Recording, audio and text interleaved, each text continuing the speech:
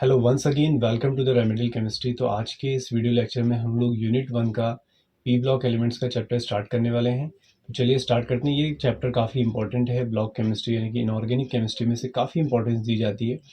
इससे पहले हम लोगों ने एस ब्लॉक कंप्लीट किया था।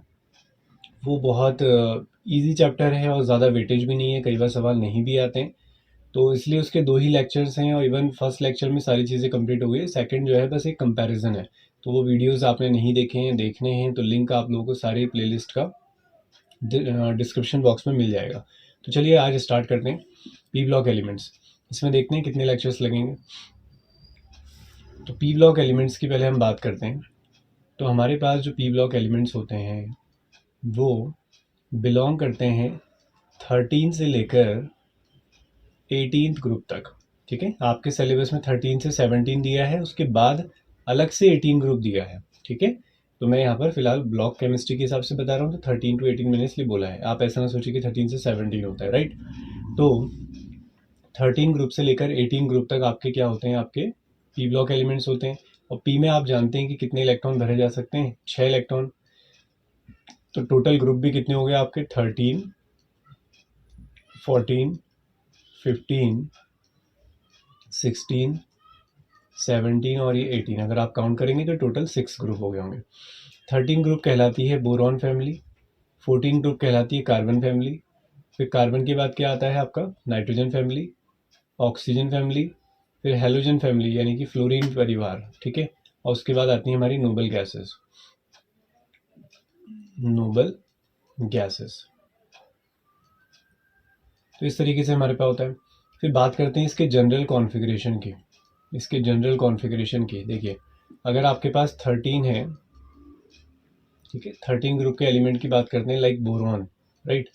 तो बोरॉन की अगर आप बात करेंगे तो 1s2, 5 होता है एटॉमिक नंबर, 2s2 और 2p1 हो जाएगा। ठीक है, ऐसे ही बोरॉन के नीचे आता है एल्यूमिनियम। एल्यूमिनियम के लिए लिखिए 1s2, 2s2, 2p6, 3s1। 6 4 10 और 11 ही हुआ है ना। तो 1s, 2s, 2p, 3s, फिर 3s के बाद क्या आएगा, 3p1। अब मुझे बताइए कि जो बोरॉन है, बोरॉन से पहले कौन सी नोबल गैस आती है, एटॉमिक नंबर कितना है इसका, 5 है। 5 से पहले कौन सी नोबल गैस आती है, हीलियम आती है। तो ये हो गया आपका हीलियम। तो इसे शॉर्ट फॉर्म में कैसे लिखेंगे, तो ये हो जाएगा आपका हीलियम। फिर ये आ जाएगा 2s2 और 2p1। कॉन्फ़िगरेशन में कमांड होने चाहिए आपके, ठीक है। एटॉमिक नंबर 13 है, 13 से पहले कौन सी गैस आती है, नियॉन यानी कि 10। तो इसे नियॉन के फॉर्म में लिख लेते हैं। पीरियोडिक वाले चैप्टर में मैंने सब कुछ सिखाया हुआ है।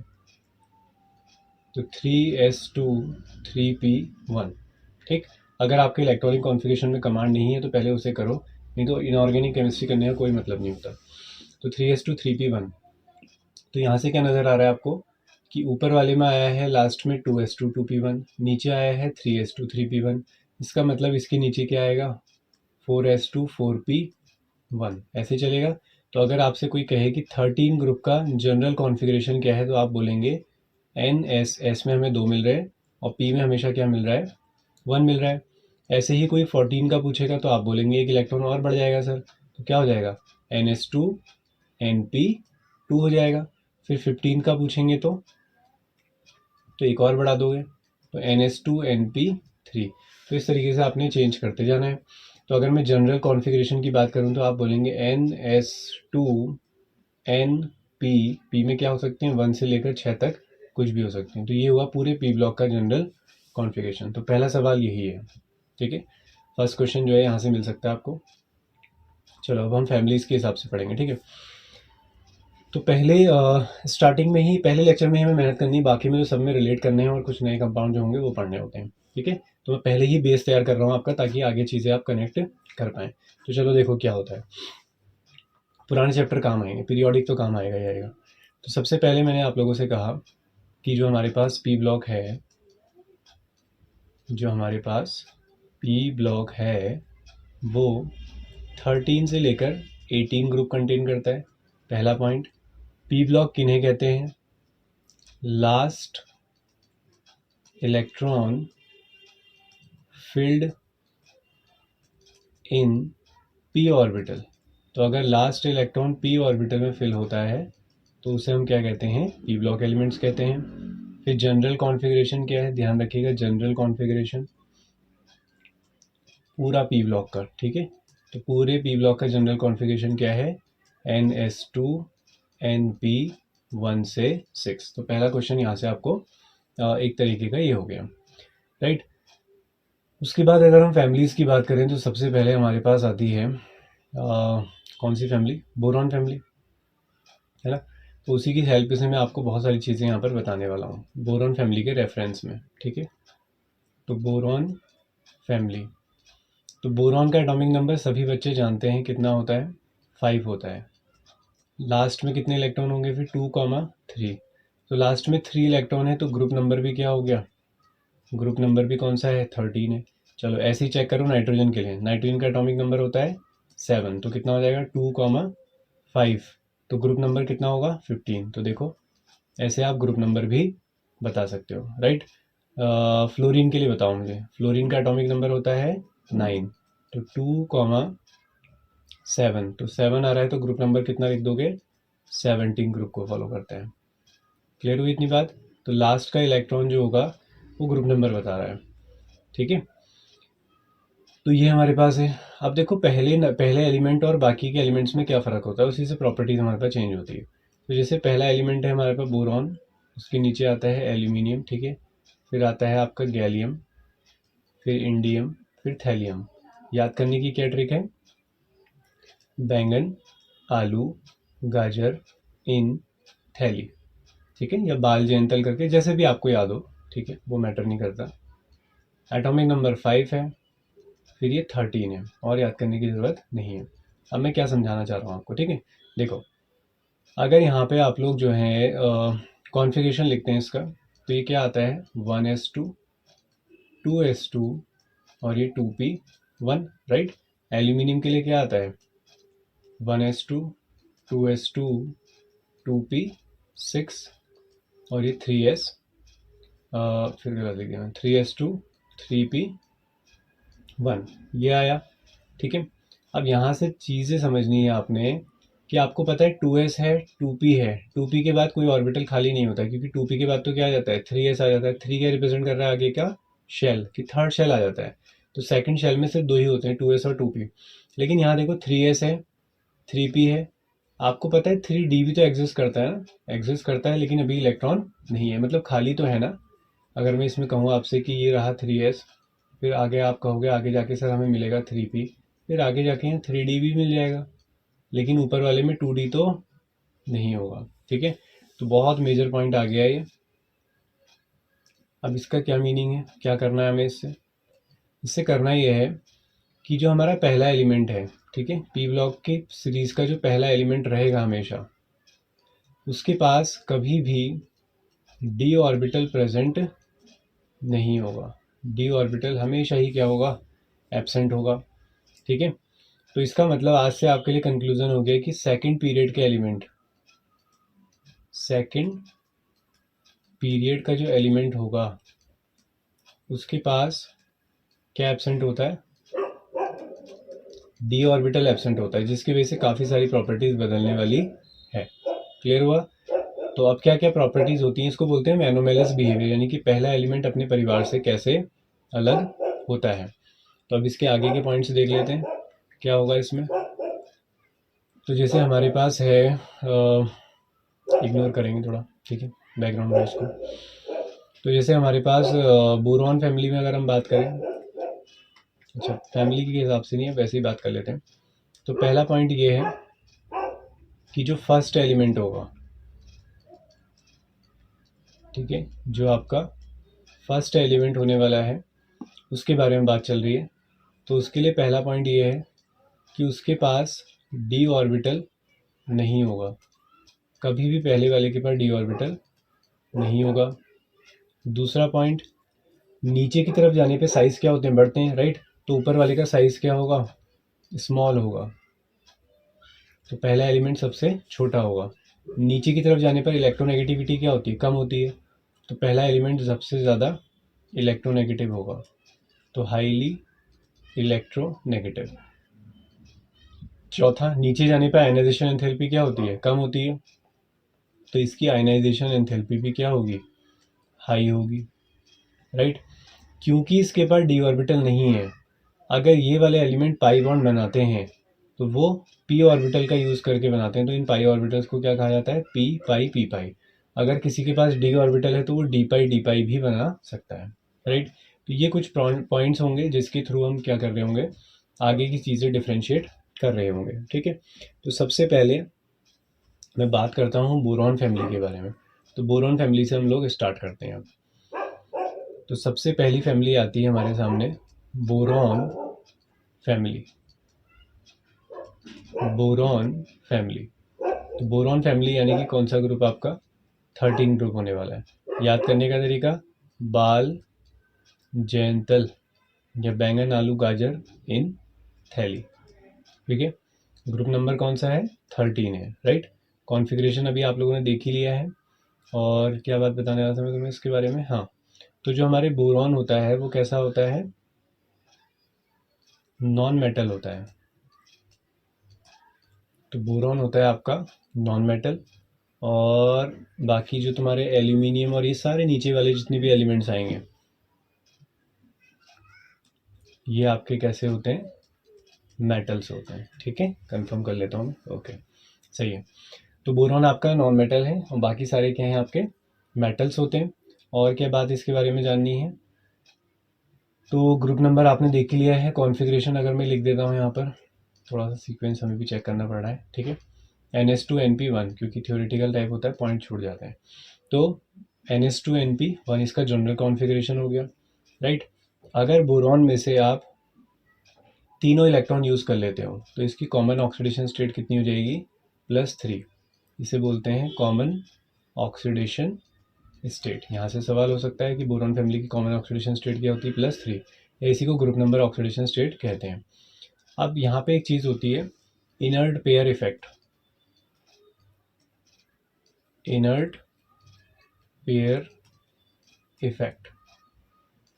अब इनर्ट पेयर इफेक्ट क्या होता है कि जब आप नीचे की तरफ जाते हो, ठीक है, ये बड़े ग्रुप्स में आते हो, तो यहाँ पे क्या होता है कि जो आपका एस इलेक्ट्रॉन है ना, ये वाले ऊपर देखो, ये जो एस है वो आपके लिए पास फ्री नहीं हो पाता है, ठीक है। न्यूक्लियस क्या कर देता है, उसको शील्ड कर देता है। तो आपके पास जैसे ये एटम है, तो ये तो है आपका पी वाला और ये है आपका एस। तो न्यूक्लियस क्या कर देता है, जब इसे पैक कर देता है, ठीक है। एस इलेक्ट्रॉन जो हो जाते हैं आपके पैक हो जाते हैं, क्योंकि बहुत सारे इलेक्ट्रॉन आने की वजह से एस जो है वो अब फंसने लग जाता है। तो इलेक्ट्रॉन सिर्फ कहाँ से जाएगा, पी से जाएगा। अगर इलेक्ट्रॉन सिर्फ पी से जा रहा है तो अब इनर्ट पेयर इफेक्ट की वजह से जो ऑक्सीडेशन स्टेट आने वाली है वो कितनी आने वाली है, +1। ऐसा सभी जगह रहने वाला है। जैसे एग्जांपल कार्बन फैमिली के लिए भी कंपैरिजन करा देता हूँ मैं। कार्बन फैमिली के लिए क्या होगा, NH2NP, NH2NP2 होगा। तो नॉर्मल कॉमन ऑक्सीडेशन स्टेट कितनी होगी इसकी, 4 होगी। लेकिन इनर्ट पेयर इफेक्ट की वजह से ऑक्सीडेशन स्टेट क्या हो जाएगी, कम हो जाएगी। अब इस पे क्वेश्चन कैसे आता है, देखो क्वेश्चन का तरीका ये है, लास्ट के एलिमेंट पे काम करता है इनर्ट पेयर इफेक्ट। तो सबसे लास्ट में कौन है, थैलियम है। इस फैमिली की कॉमन ऑक्सीडेशन स्टेट क्या है, +3 है। लेकिन हमने कहा लास्ट वाला एलिमेंट कौन सी पसंद करेगा दिखाना, वो दिखाएगा +1। तो कौन स्टेबल होगा आपका, +1 वाला क्या होगा, ज़्यादा स्टेबल होगा, ठीक है। ऐसी कार्बन फैमिली में जब तुम आओगे तो कार्बन फैमिली में क्या करना है, तो कार्बन फैमिली को इस तरीके से हम याद कर लेते हैं, ठीक है। तो जो भी ट्रिक आप समझना चाहें, ठीक है, चमन सर गंदे संदे पागल। तो लास्ट में आ रहा है पीबी। तो लास्ट वाला एलिमेंट जो है, अब कार्बन के लास्ट में 4 इलेक्ट्रॉन होते हैं तो कॉमन ऑक्सीडेशन स्टेट कितनी होनी चाहिए, 4 होनी चाहिए, बट 4 होनी चाहिए, ठीक है। तो कौन सा स्टेबल होगा, लेकिन Pb+2 वाला स्टेबल होगा। यही बात अगर ऊपर वाले के लिए करोगे तो हाँ, आप वहाँ बोलोगे सर SN4 स्टेबल होगा एज कम्पेयर टू SN+2। तो ये इनर्ट पेयर इफेक्ट से सवाल रहता है। क्लियर हो गया, कॉन्फ़िगरेशन समझ लिया। मैक्सिमम ऑक्सीडेशन स्टेट या कॉमन ऑक्सीडेशन स्टेट कैसे बतानी, जितने लास्ट में इलेक्ट्रॉन्स होंगे। इनर्ट पेयर इफेक्ट की वजह से क्या करना है, ऑक्सीडेशन स्टेट 2 से क्या करनी है, कम करनी है। क्लियर हुआ इतनी बात, ठीक है। उसके बाद आते हैं हम नेक्स्ट पेज पे, एटॉमिक रेडियाई। एटॉमिक रेडियाई का एक ऑर्डर आप इसमें याद कर लेंगे, ठीक है। तो एटॉमिक रेडियाई में काफ़ी एक्सेप्शनल ऑर्डर होता है। तो इसमें इस तरीके से भी बनाते हैं इसको, देखो ग्राफ से भी याद किया जा सकता है, थोड़ा ऐसे बनता है ग्राफ W, ठीक है। तो ये इमेज अगर आप ध्यान में रख लेंगे तो आपको एलिमेंट याद आ जाएंगे। देखो बाल BAL, जयंतल या बैंगन, आलू, गाजर, इन थैली। तो क्या ऑर्डर नज़र आ रहा है तुम्हें यहाँ पे? सबसे बड़ा साइज है बोरॉन का,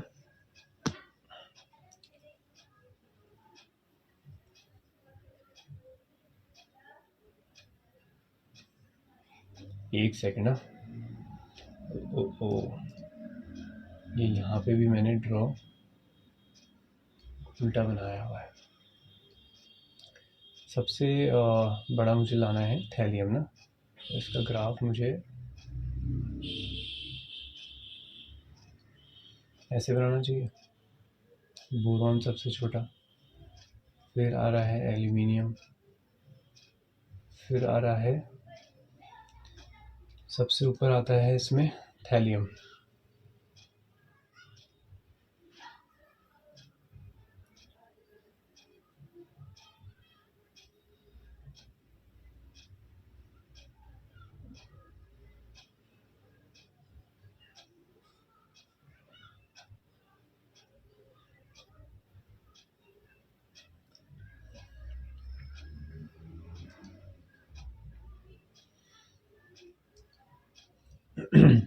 ओके, तो हम बात करते हैं एटॉमिक रेडियाई की।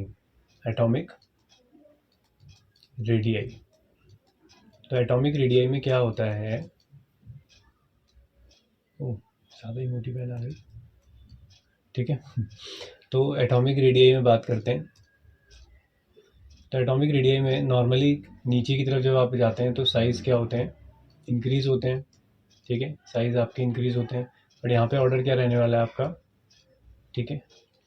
बेरिलियम के बाद एल्यूमिनियम आना चाहिए था, लेकिन गैलियम का साइज़ छोटा होता है एज़ कम्पेयर टू एल्यूमिनियम, ठीक है। फिर कौन आएगा? IN और TL। IN और TL का साइज़ देखा गया ऑलमोस्ट क्या होता है? सेम। मुझे बिल्कुल भी उम्मीद नहीं है कि आपसे एग्ज़ाम में इसका रीज़न पूछा जाएगा, ठीक है।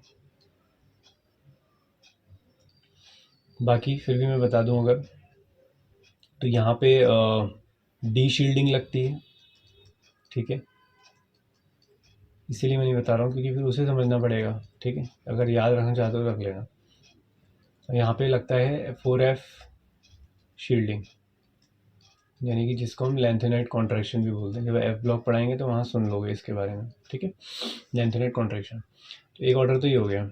दूसरा याद रखो आयोनाइजेशन एंथैल्पी का। आयोनाइजेशन एंथैल्पी, इसमें भी ट्रेंड चेंज होता है।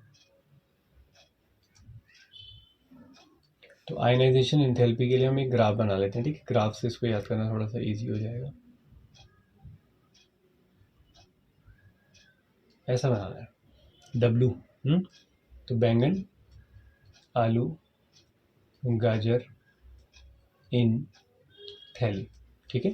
तो क्या ऑर्डर बनेगा इसके अकॉर्डिंग कि सबसे छोटा बोरॉन है, बोरॉन की आयनाइजेशन एंथैल्पी सबसे ज़्यादा होगी। बोरॉन के बाद एल्यूमिनियम वगैरह आना चाहिए था, लेकिन कौन आता है एक्सेप्शनली? TL आता है।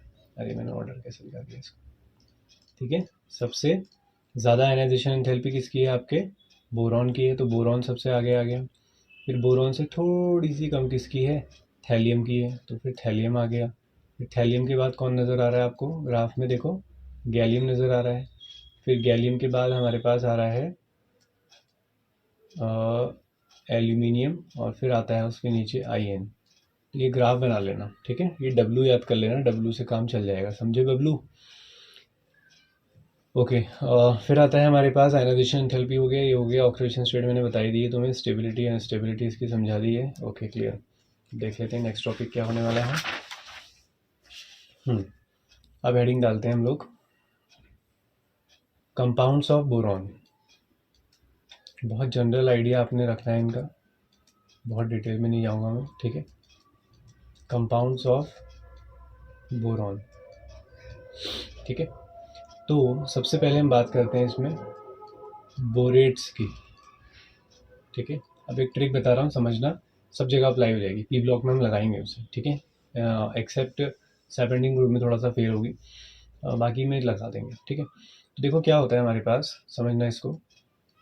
हमारे पास जो एनायन होते हैं ना, जो नेगेटिव चार्ज होते हैं, तो जो एनायन होते हैं उनके 3 नाम सुनाई देते हैं। या तो उनके नाम के लास्ट में हमें IDE सुनाई देगा, या तो उनके नाम के लास्ट में क्या सुनाई देगा, ITE, या फिर उनके नाम के लास्ट में सुनाई देता है ATE। एग्जाम्पल समझाऊँ, देखो। IDE क्लोराइड, Cl नेगेटिव को क्या बोलते हो, क्लोराइड। H नेगेटिव को क्या बोलते हो, हाइड्राइड। अब ITE किस में सुनाई देता है, देखो, NO2 1 नेगेटिव, नाइट्राइट। ऐसे ही SO3 2 नेगेटिव, सल्फाइट। 8 किस में सुनाई देता है, CO3 2 negative, carbonate. SO4 2 negative, क्या सुनाई देता है, सल्फेट। इतनी बात समझ गए, ठीक है। अब हमें करना क्या है, यहाँ से हमें ये करना है कि अगर हमारे पास कभी कौन सा एसिड होगा, इक एसिड। कौन सा एसिड, इक एसिड। अब सर ये इक एसिड क्या है, ठीक है, जैसे सल्फ्यूरिक, कार्बोनिक, फॉस्फोरिक, ठीक है, ये नाम सुने आपने। तो अगर किसी के लास्ट में क्या सुनाई दे आपको, इक एसिड सुनाई दे, तो हम कैसे पहचानेंगे कि वो इक एसिड है। हर इक एसिड में वो एलिमेंट अपनी मैक्सिमम ऑक्सीडेशन स्टेट में होता है। फॉर एग्जांपल H2SO4 को सब लोग जानते हैं, सल्फ्यूरिक। सल्फर के लास्ट में कितने इलेक्ट्रॉन होते हैं, 6 इलेक्ट्रॉन होते हैं, निकालोगे ना, 16 होता है, 2,8,8,6, ठीक है। तो लास्ट में 6 इलेक्ट्रॉन होते हैं, तो वो 6 ही डोनेट कर सकता है, तो उसकी मैक्सिमम ऑक्सीडेशन स्टेट कितनी है, +6। तो मैंने कहा सल्फ्यूरिक है, तो आप बोलोगे सल्फर की ऑक्सीडेशन स्टेट क्या रही होगी, +6। ऐसे ही तुम्हारे पास नया आ गया H3PO4, तुम्हें नहीं पता इसका नाम, ठीक है, तुम्हें कन्फ्यूजन हो रहा है कि सल्फ्यूरस है या सल्फ्यूरिक होगा। तुम क्या करोगे, फास्फोरस की ऑक्सीडेशन स्टेट निकालोगे, निकालनी आती है, देख लो एक बार। H कितने हैं, 3। फॉस्फोरस को तुमने X ले लिया, ऑक्सीजन की -2 थी, तो -2 इंटू 4 कितना हो गया, -8। तो X इज इक्वल टू कितना आ गया, +5 आ गया। अब फॉस्फोरस का एटॉमिक नंबर 15 होता है, 2,8,5। तो उसकी मैक्सिमम ऑक्सीडेशन स्टेट कितनी होती है, 5। तो आप बोलेंगे सर फॉस्फोरिक एसिड है। एक एग्जांपल और देखो, कार्बोनिक एसिड, कार्बोनिक एसिड, ठीक है, कोल्ड ड्रिंक में जो बनता है ना, CO2 और H2 मिलके।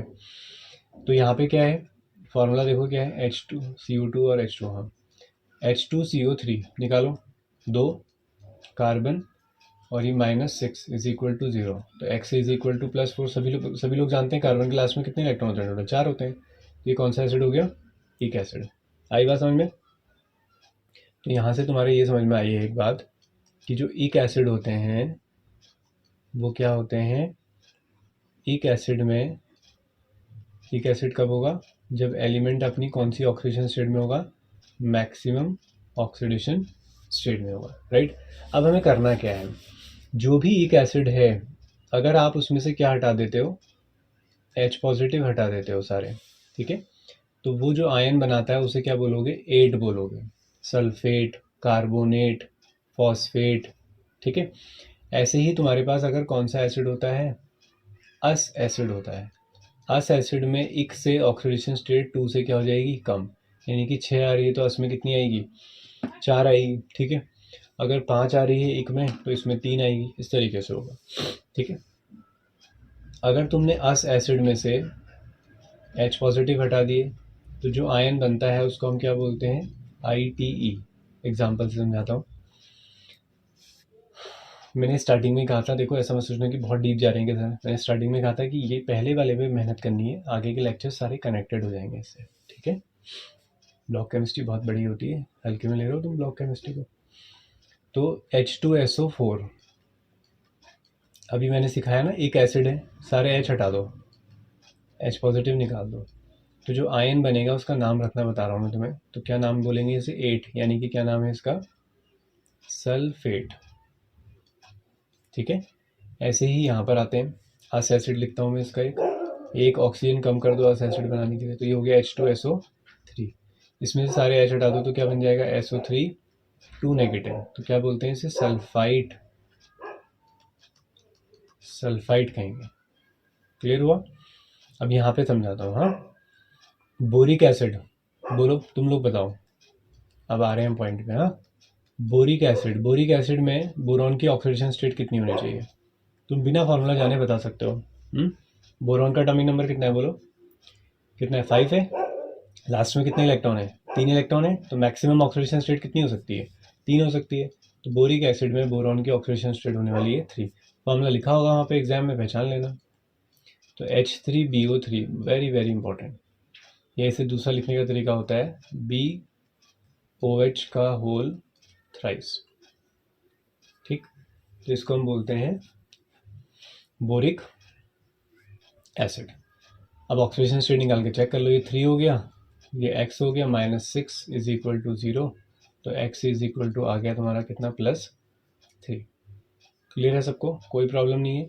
तो बोरिक एसिड इसे बोलते हैं। अब बोरिक एसिड में से सारे H निकाल दो, तो क्या बनेगा? बोलो बोलो।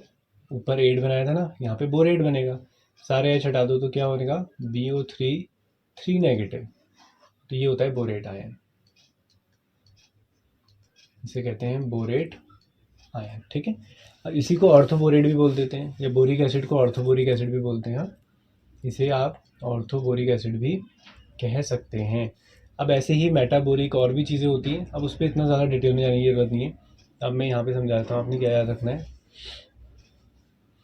तो बोरॉन के बारे में आपने अभी देखा एक formula, boric acid. Boric acid मतलब H3BO3, ऑक्सीडेशन स्टेट +6। सारे H हटा दिए तो कौन सा आयन बना? बोरेट आयन बना। सारे H हटा दो, क्या बनेगा? BO3 3 negative. ठीक है, अब मैंने और भी याद कराए तो मैं यहाँ पे लिखता हूँ उनको भी एक बार, ताकि थोड़ा सा आप यूज़ कर पाएँ उसको। आपने लिखा सल्फ्यूरिक एसिड, फॉर्मूले सब बच्चे जानते हैं, क्या होता है? H2SO4। अब तुम्हें पता है सल्फर की मैक्सिमम ऑक्सीडेशन स्टेट कितनी आ रही है? +6। सारे H हटा दो तो कौन सा आयन बनेगा? सल्फेट आयन बन जाएगा, सल्फेट आयन। तो ऑक्सीडेशन स्टेट कितनी हो जाएगी? SO4 2 नेगेटिव हो जाएगी। ऐसे ही अभी कार्बोनिक एसिड लिख दें इसको भी, चलो देखो, कार्बन फैमिली में भी आ गए हम, सल्फर फैमिली में भी आ गए, मतलब ऑक्सीजन फैमिली में। H2CO3, ऑक्सीडेशन स्टेट कितनी आएगी कार्बन की? कितनी होती है? +4। सारे वो हटा दोगे क्या? H, तो कौन सा आयन बनेगा? तो ये बन जाएगा आपका कार्बोनेट आयन। क्लियर हुआ? तो ये है। उसके बाद किसका फॉर्मूला याद रखो? बोरेक्स। ये बोरॉन का एक इंपॉर्टेंट कंपाउंड होता है, ठीक है, और इसी से बोरॉन को बनाया जाएगा Na2B4O7.10H2O। ये नाम एक याद रख लेना, फॉर्मूला याद रखना इंपॉर्टेंट है।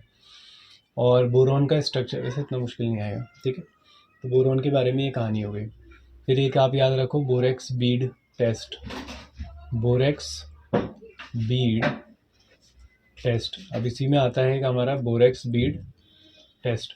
अब बोरेक्स बीड टेस्ट क्या होता है बेसिकली, किन के लिए होता है वो ध्यान रखो। For transition elements. किन के लिए होता है? For transition element. Transition elements मतलब डी ब्लॉक के एलिमेंट्स, ठीक है। बीड होती हैं आपकी मोती, ठीक है। तो ट्रांजिशन एलिमेंट क्या करते हैं? मोती बनाते हैं। तो एनसीईआरटी में इसके बारे में काफ़ी अच्छा एग्जांपल है, कोबाल्ट। कोबाल्ट के मोती बनेंगे कैसे कलर के? ब्लू कलर के। तो किन के लिए होता है test? Borax bead test. Borax bead test ये होता है ट्रांजिशन एलिमेंट। एग्जांपल, कोबाल्ट एक ब्लू कलर के बीड्स बनाता है। केमिकल क्या यूज़ होते हैं? केमिकल यूज़ होते हैं इसमें Na BO2 प्लस कहाँ के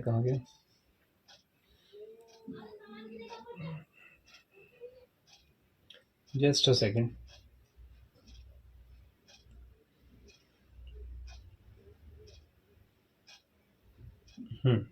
B2O3, ठीक है, मुझे वाटर याद आ रहा था, इनका वेरीफाई कर लेते हैं।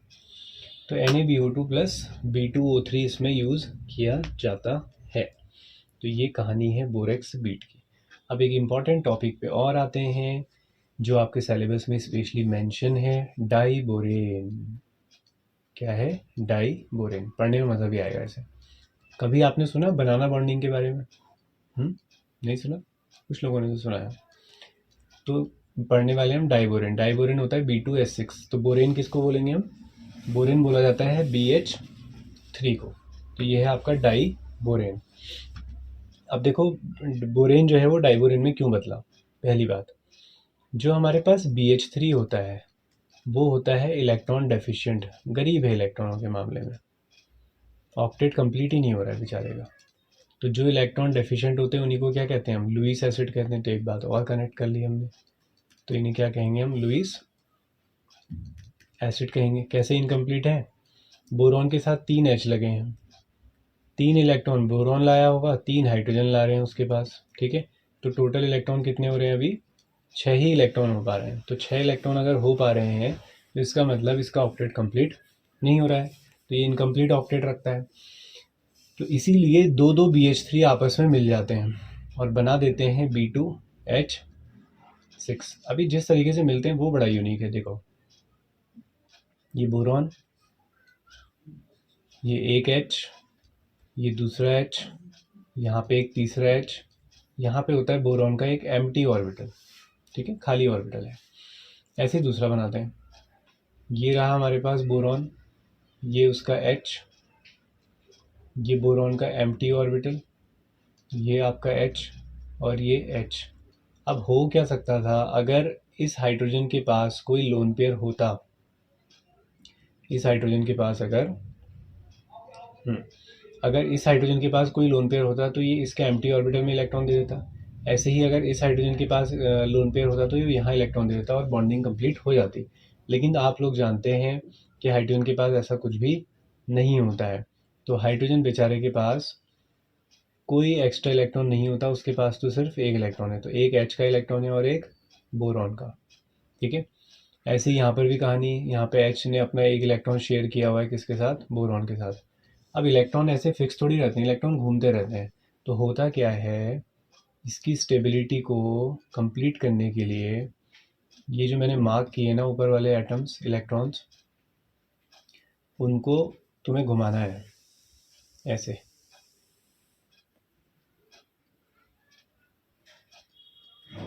ठीक है। तो ये 2 इलेक्ट्रॉन्स जो है पूरे इसमें घूमेंगे, ऐसे ही यहाँ पर भी।